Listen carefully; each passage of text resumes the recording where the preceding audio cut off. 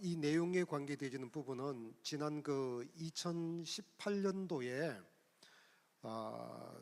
여러 교회들이 모여서 세이프 처치에 관계되어지는 부분에 대한 세미나가 있었고, 그때 김여분 목사님, 저 엄존 집사님, 그리고 그때 김선자 권사님이 함께 참석을 했습니다.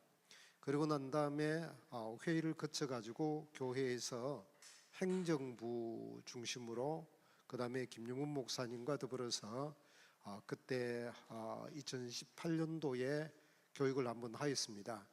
그리고 난 다음에 그 이후에 계속해서 그 신입 교사들에게 이 부분에 대하여서 김용문 목사님이 계속 교육을 해왔습니다. 2026년도에 이제 들어서서 교육부장님 중심으로 우리 교회에게 세이프 처치에 관계되는 부분을 포럼을 하고, 또 이 부분에 대하여서 나누고, 또 새롭게 우리가 추가해야 될 부분이 무엇이 있는가 하는 것에 대하여서 수립을 하자고 이렇게 하여서 분명한 목적과 의도가 참 좋아서 이렇게 진행하게 되어진 것입니다. 그리고 이를 위해 가지고 지금 현재 장로교단 또 유나이팅 처치 어떻게 하고 있는가 하는 것들에 대하여서 김용문 목사님이 그쪽 담당자들하고도 대화도 나누고 또 의견도 조율하고 있는 이와 같은 가운데 있습니다. 그러면은 오늘 첫 번째 30분까지 제가 하게 되어지는 것은 왜 우리 교회에 세이프 처치가 필요한가라고 하는 사항이 되겠습니다. 그러면은 제가 이제 첫 번째 강의는 그 교회 공동체에 대하여서 성경적 이해와 실천적 적용에 대하여서 깊게 들어가는 것이 아니라 그냥 살짝 이렇게 하자라고 하는 요 차원에서 말씀을 드리게 되어집니다. 성경 한 구절을 보도록 하겠습니다. 성경에 보면은 요엘서 3장 16절에 보면은 다음과 같은 내용이 나옵니다. 여호와께서 시온에서 부르짖고 예루살렘에서 목소리를 내시리니 하늘과 땅이 진동하리로다. 그러나 여호와께서 그의 백성의 피난처 이스라엘 자손의 산성이 되시리로다. 너무 글자가 보이죠, 그죠? 보이네요. 여기 보니까 여호와께서 그의 백성의 피난처 이스라엘 자손의 산성이 되어질 때, 이때 가장 안전하다고 하는 거죠. 하나님 함께 함으로 인하여서 가장 안전하게 되어지니까, 그러면 우리 교회가 하나님과 함께 가장 안전하도록 그렇게 하는 것이 필요하겠습니다. PPT 넘겨주시고요. 자, 그러면 세이프 처치에서 우리가 이제 무엇을 하는가 하는 것에 대하여서 좀 나누도록 하겠습니다.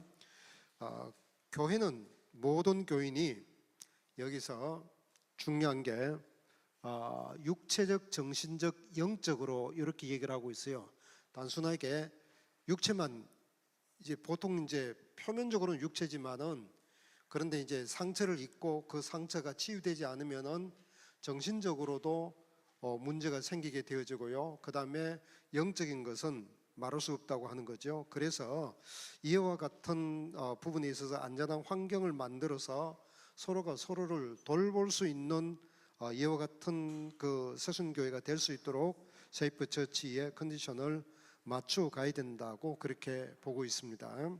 자, 그렇다고 한다면은 세이프 처치란 무엇인가 할 때에 여러분들이 그 책에도 이렇게 나와 있어요. 여기에 지금 하고 있는 거는 교재에도 나와 있는데, 멜번 새순교회 내에서 교회 안의 학대를 다루고 예방하기 위해 사용되어지는 정책, 행동, 강령 및 절차라고 그렇게 표현할 수 있습니다. 그리고 세이프 처치에 기초 교육이 있는데, 역시 여러분 책에 나와 있을 거예요. 정책과 행동, 강령에 좀 세미나를 함으로 인하여서 어려하게 알고 있는 것에 대하여서 익숙해지도록 그렇게 하고, 그 다음에 어떤 학대가 일어나게 되면 이걸 어떻게 대응을 하고 뿐만 아니라 예방을 어떻게 할 것인가 하는 것에 대하여서 교회가 잘 법적인 환경을 만들어 가는 것에 대하여서 이것을 같이 나누게 되어집니다. 특히 이제 빅토리아, 그러니까 이제 7월 첫 번째 주일 날 저녁 6시에 시드니에서 시드니 새순교회에서 모여서 우리 교단의 모든 대상자들 모아가지고 안전교육을 거기서 합니다. 우리는 여기서 이제 빅토리아에 관계되어주는 이제 빅토리아 법률을 맞춰가지고 우리가 진행을 해 나가는 것을 여러분들이 기억을 하시기를 바라고요. 그다음 내용상 읽어보면은 어린이와 아동과 어린이라고 하는 이 용어가 18세 미만의 사람으로 정의가 되어지며 이렇게 나와 있습니다. 그래서 그러면은 아동 및 어린이들만 보호를 해야 되느냐라고 할 때 그건 그렇지 않다라고 하는 거예요. 성인들도 다 포함이 되어집니다.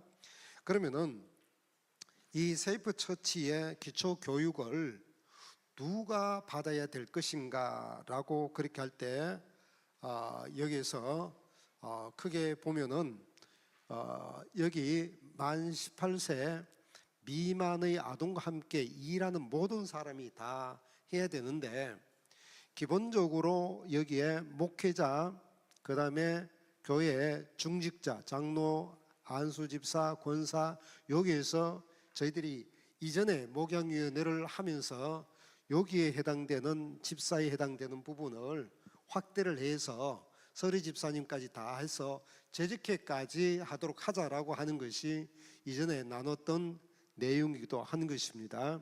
그 다음에 부서장, 교회 사역자 혹은 교회 유급 직원 자원봉사자 이렇게 할 때 이 부분은 우리 교회는 이제 교육자를 제외해 놓고는 없지만은 그러나 호주 교회에 뭐 예를 들어서 목사의 비서가 있다든지 이러면은 유급 직원들이 있기 때문에 그렇습니다. 그래서 여기 보면은 리더십 직책을 시작한 후 12개월 이내에 일례를 해야 되고 그 다음에 간소한 재교육을 매년 이수할 수 있도록 그렇게 해야 된다 하는 걸 말하고 있습니다. 그래서 요거는 이제 요 내용은 여러분들 그 내어드린 교재에 들어가 있습니다. 이제 PPT 넘겨주시고요. 제가 이제 이런 질문을 해봅니다. 우리 교회는 안전한가라고 할 때에 사람들은 우리 교회는 안전해요라고 그렇게 대답을 합니다. 하지만 세계 곳곳에 있는 대형 교회, 중형 교회에 존경받았던 목회자들이 그 섬겼던 그 교회에도 똑같이 질문하였을 때 우리 교회는 안전하다 이렇게 답을 합니다. 요거는 이제 책에 없습니다. 제 얘기를 들으시기를 바랍니다. 그러나 실제로 자세하게 내용을 보니까 이게 안전하다고 한 곳이 안전하지 아니함으로 인하여서 믿음이 무너지게 되어지고 상처를 받기도 하고 그리고 가장 그 이제 약한 사람들, 어린아이들, 아동들 이런 사람들이 신뢰 대상의 관계가 모든 것이 다 깨어져 버리게 되어집니다.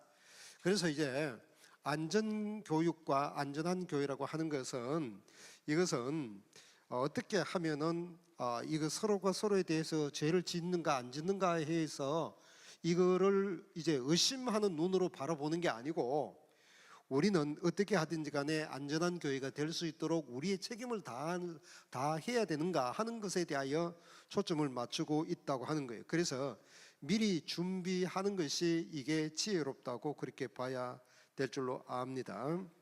자, 그러면은 이제 성경이 말하는 안전한 공동체라고 하는 것이 이게 뭘까라고 그렇게 얘기를 할 때에 여기서 제가 지금부터 5가지의 포인트로 쭉 말씀을 드리도록 그렇게 하겠습니다. 이게 사회에서 이 부분을 여러 가지의 그 요구 사항들이 있기 때문에 하는 게 아니고 사실 성경은 처음부터 하나님의 백성이 약한 자를 보호하는 공동체가 되어야 된다고 그렇게 말하고 있습니다. 여기서 이제 가장 중요한 것이 저는 1번인데요. 모든 그 어린아이들까지 혹은 교회 안에 장애아가 있다고 하더라도 모두 나는 하나님의 형상, 이미지 오브가 하나님의 형상대로 하나님이 창조하였기 때문에 하나님의 형상대로 창조된 모든 사람들은 굉장히 고귀하다고 하는 거예요. 이게 다른 짐승이라든지 다른 어떤 피조물하고는 확실하게 구분이 되어지는 거예요. 그래서 교회 안에는 나이가 많든지 적든지 또 남자이든 여자이든지 그다음에 장애가 있든지 건강하든지 그다음에 피부 색깔이 어떠하든지 간에 모두 다 하나님의 형상대로 지음을 받았다. 그래서 모두 다 고귀하다고 하는 것을 생각을 해야 됩니다. 사람의 존엄성. 두 번째는 예수님께서 아이들에게 뭐라고 말씀을 했느냐 할 때 너희가 그렇게 어린 나이와 같이 되지 아니하면 그 다음에 또 이 작은 자 중 하나를 실족하게 하면 연자 맷돌에 그 목이 달려서 깊은 바다에 빠뜨려지는 것이 나으리라 이렇게 얘기를 하는데 성경에서 어린아이라고 이렇게 할 때 이 어린아이가 갓난아이라고 하는 뜻이에요. 갓난아이. 그러니까 아주 이 어린아이라고 하더라도 내게 오는 것을 금하지 말라고 그렇게 얘기를 하면서 이 어린아이들 굉장히 소중하다고 얘기하고 만약에 실족하게 하면은 어떻게 되느냐 하면은 연자 맷돌 이렇게 하는데 팔레스타인에 가서 보니까 연자 맷돌의 크기가 한국에서 연자 맷돌은 한 요 정도 사이즈가 되어졌는데 거기에 가서 보니까 연자 맷돌의 사이즈가 이 정도 되더라고요. 이만큼 커요. 이만큼 큰데 메어가지고 바다에 집어 던져 버리는 게 낫겠다라고 이렇게 표현이 되어져 있다고 하는 거예요. 그러니까 어떤 경우에 있다 하더라도 예수님이 어린 나이에 대하여서 가슴에 품었듯이 우리는 어린 나이에 대해서 가슴에 품어야 된다 하는 것을 말씀을 하고 있고요. 그 다음에 또 한 가지는 세 번째는 뭐냐면은 우리가 목자로서의 책임을 가져야 되는데 양을 노리는 이리들에 대한 경계 말씀이 있습니다. 여기 보니까 성경 말씀에 너희 중에서도 제자들을 끌어 자기를 따르게 하고 어그러진 말을 하는 사람들 이렇게 있잖아요. 그럼 여기에 보면은 너희 중이라고 이렇게 얘기를 했어요. 너희 중 이게 교회 공동체라는 거예요. 교회 공동체 안에 있는 그 어떤 특정 사람들에 의하여서 그래서 어떻게 하느냐 할 때 여기 자기를 따르게 하고 그 다음에 어그러진 말을 하는 말로서 상처를 주는 이와 같은 사람들이 있다고 경고하면서 그래서 교회 지도자들이 이와 같은 것들에 대하여서 분별하고 경계해야 될 이 패스토럴 케어 목회적 돌봄의 사명을 감당해야 된다 그 얘기를 하고 있고요. 그 다음에 이제 네 번째 보면은 빛 가운데 행함 이건 투명해야 된다고 하는 것을 얘기를 하고 있습니다. 그래서 그가 빛 가운데 계신 것 같이 우리도 빛 가운데 행하면 우리가 서로 사귐이 되고 이렇게 얘기를 하는데 이게 이제 요한 1서 1장 6절에서 7절에서 사귐에 관계되는 부분을 얘기하고 이 구절 속에는 어둠과 빛에 대해서 얘기를 하고 있잖아요. 그러면 교회 공동체 안에서는 모든 것을 그냥 덮어버리게 되어지면은 어둠이 되어지고 그러나 이것을 숨기지 아니하고 이 문제에 대해서 커뮤니티에서 의논하여서 문제를 해결하게 되어지면은 그러면 이게 빛이 되어진다고 얘기를 하고 있습니다. 그리고 이제 마지막 다섯 번째는 하나님의 영광을 위하여서 해야 된다 그렇게 얘기를 하고 있습니다. 그래서 멜번 사순교회는 2026년도 올해에 다시 한번 이 훈련을 자체적으로 하면서 그러면서 호주 장로교회 세이프 처치의 기반으로 이 내용을 갖다가 다시 업데이트 해가지고 지금 나눠드린 것이라고 생각되어지는데 이거는 빅토리아 주 정부에서는 2017년도에 1월 1일부터 아동과 함께 일하는 모든 기관에 대하여서 이 부분에 대하여서 모든 교육을 하고 예방할 수 있도록 해야 된다 하는 것을 의무화했다고 말하고 있습니다. 따라서 이에 발맞춰서 세이프 처치 교육을 시행함으로 인하여서 빅토리아 주 정부에서 하는 것과 또 이때를 통하여서 그 각 교회 이제 기관에서 하는 것과 우리 교회에서 하는 것에 대해서 발을 맞추어 가지고 같이 진행을 하는 것이라고 보아야 되겠습니다. 그리고 특별히 이제 호주 장로 교단의 내용을 보면은 하나님을 향한 사랑과 그분의 영광을 드러내는 소망으로서 이것을 규정을 하고 있습니다. 예, 세이프 처치에 대해서 그렇게 바라보자 그렇게 얘기를 하고 있습니다. 그래서 사회적인 어떤 평판이나 어떤 교회의 법적인 의무 때문이 아니라 교회에서 일어나고 있는 크고 작은 일을 아름답고 덕스럽게 처리함으로 인하여서 하나님의 영광을 드러내는 모든 정책과 결정과 이처럼 사익이 될 수 있도록 하는 것이 중요하다 그렇게 말하고 있습니다. 자, 그러면은 이제 다음 파트 2에서 생각을 해야 될 부분이 있습니다. 왜 지금 이 이야기를 해야 하는가라고 할 때에 이거는 그 호주 안에서 있었던 내용에 대해서 잠깐 한두 사례를 이제 말씀을 드리도록 그렇게 하겠습니다.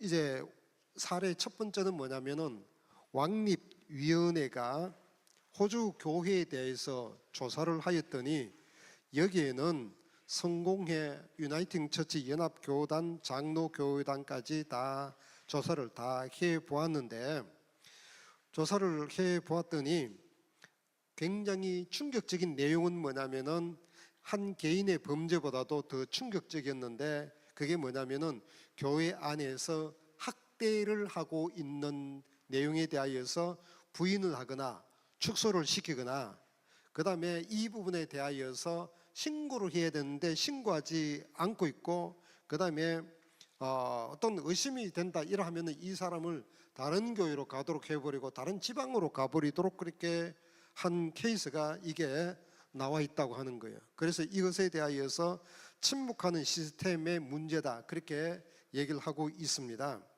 그래서 성공회에서 35년간 1980년도부터 35년간 조사를 해보았더니 1082건의 신고가 접수되었고 그 가운데 569명의 성직자 그 다음에 교사 그 다음에 봉사자가 가해자로 지목이 되어졌다 이렇게 얘기를 합니다. 가해 의심자로 지목이 되어졌다 그렇게 얘기를 합니다. 그래서 이처럼 이와 같은 것들이 호주 교단 안에서는 발표가 되어졌고요. 그 다음에 또 한 가지는 한 사례는 내용 속에 이런 내용이 나오는 거예요. 우리 시드니 가면 힐송 처치 세계적인 교회입니다.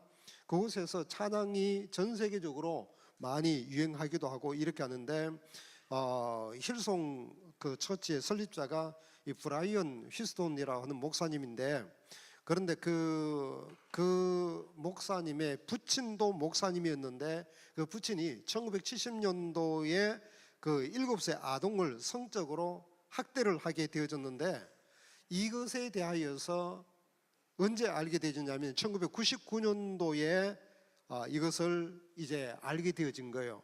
그러면 알았으면은 그러면 1970년도니까 99년도니까 꽤나 오래된 내용이잖아요. 그게 29년 전의 사건이었지만은 그러나 그 부분에 대하여서도 신고를 해야 되는데 29년 지났으니까 그냥 뭐 아버지 문제고 그냥 덮어 들어가게 되어진 거예요. 그래서 이제 이게 나중에 왜 신고를 안 했느냐라고 하는 이 문제 때문에 99년도에 혐의가 되어져 가지고 2021년도 기소되어서 재판의 결과는 무죄 선고를 받게 되어졌는데 그런데 왜 신고하지 않았느냐라고 하는 이 질문이 호주 교회 안에 전체적으로 퍼지게 되어졌고 그런 동시에 이 브라이언 휴스턴 이 목사님이 2명의 여성과 더불어 부적절한 행동 뭐 이건 뭐 구체적으로 어떤 게 잘 몰라요. 부적절한 행동의 의혹으로 결과적으로 자체 조사를 받고 목사직에서 물러나게 되어지는 겁니다. 그러니까 정말 그 유명했던 그 교회가 이것에 대하여서 그 소극적으로 그렇게 하다가 결국 문제가 커지게 되어졌고, 그 유명한 교회 담임이 사임을 하게 되어지는 침묵의 시스템, 이게 문제였다고 하는 겁니다. 그러면은 침묵하게 되어지면 어떻게 되어진가? 파트 3에서는 신고했지만 믿어지지 않게 되질 때 신뢰가 무너져 버리고, 교회가 가해자를 사랑이라고 하는 이름하에 보호를 하게 되지면은 상처 입은 사람은 공동체에 대해서 배신감을 갖게 되어지고, 그 다음에 이게 수년이 지나고 진실이 드러나게 되어졌을 때 이 기간 속에 많은 상처가 회복되어지지 아니한 가운데서 지나가게 되어짐으로 인하여서 공동체는 신뢰 붕괴가 되어지고, 다음 세대가 특히 청년 청소년들이 교회를 떠나게 되어지는 결정적 이유가 되어지기도 하고, 복음 전파의 장애가 되어지기도 하는 겁니다. 그래서 몰랐다라고 그렇게 하지 말고 이 부분에 대하여서 안전하게 하도록 하자. 그래서 예방하는 차원에서 이 문제에 대하여서 투명한 채용 배치, 그렇게 얘기를 하여서 사역자들을 선발할 때 검증을 하고 정기적으로 교육하고 명확하게 신고하는 시스템 절차를 만들어 놓고, 그 다음에 교회 내부의 이 문제를 다뤄야 되겠지만 교회 외부의 연계 시스템을 구축을 하고, 그 다음에 침묵이 미덕이 아니라 투명함이 사랑이라고 하는 것으로 발전을 시켜 나가야 되고, 결국 세이프 처치는 의심하는 문화가 아니라 돌보는 문화로 이것을 탈바꿈해야 되는 이와 같은 가운데 있게 되어지는 것입니다. 마무리하면서 시편 9편 9절에 보면은 여호와는 압제당하는 자의 요새시며 환난 때의 요새시로도다, 그렇게 말씀을 하였습니다. 결국 하나님은 교회를 통하여 연약한 지체 또 피해를 본 사람들을 보호해 주시는 그와 같은 하나님이라 말씀하고 있습니다. 그래서 제가 이 부분에 해당되는 부분은 성경에서 미리 하나님께서 명령하신 부분이다. 호주 교회의 침묵이 결과적으로 깊은 상처를 남긴 사례에 대하여서, 그 다음에 예방은 우리 모두의 책임이고 사랑의 실천이다 라고 하는 것에 대하여서 말씀을 드리며 제 강의는 30분이 되었습니다. 이제 이완영 장로님을 환호와 큰 박수로 모시도록 하겠습니다. 네.